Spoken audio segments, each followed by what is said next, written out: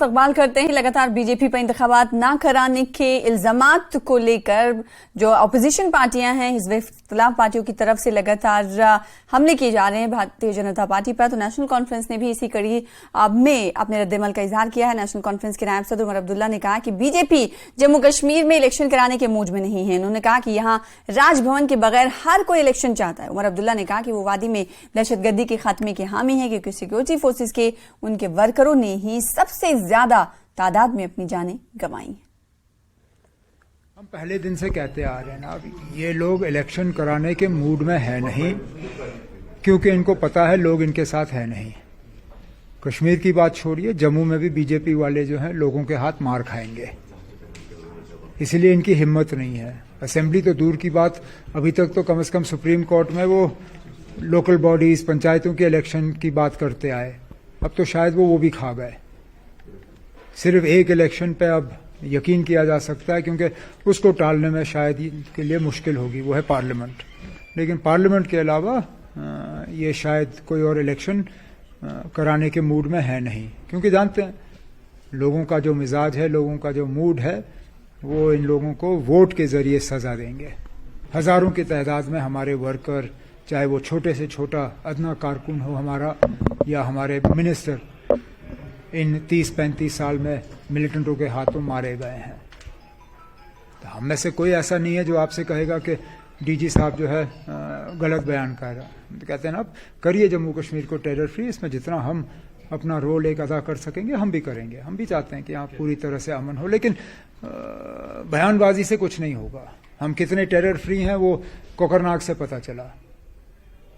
कितने अरसे के बाद इतने सीनियर अफसर, colonel, major, Jammu Kashmir police का डीएसपी, आर्मी का जवान इस तरह मारे जाना कोई मामूली बात नहीं है। तो ठीक है, मकसद आपका टेरर फ्री है, ग्राउंड पे वो साबित हो जाए, बड़ी अच्छी बात है। टेरर फ्री करिए, उसके बाद अफस्पा हटाइए। हम सबसे पहले उनमें से होंगे जो आपके लिए ताली बजा के कहेंगे ना, आपने बहुत अच्छा काम किया। करिए टेरर फ्री और अफस्पा उठाइए।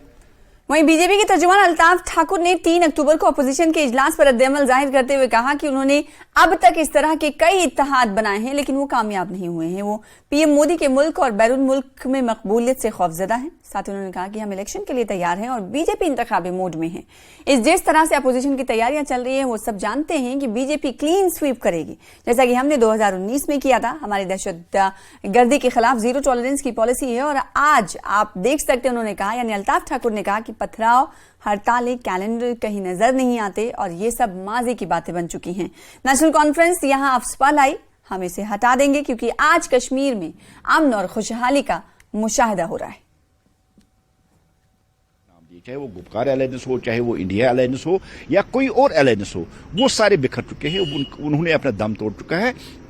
इसलिए अब कोई नया प्लेटफॉर्म देखकर ये भारतीय जनता पार्टी के खिलाफ सफारा होना चाहते हैं। लेकिन याद रखिए, ये लोग 2014 में भी आप लोगों ने यही किया, 2019 में भी आप लोगों ने किया, तब भी आपको हार है।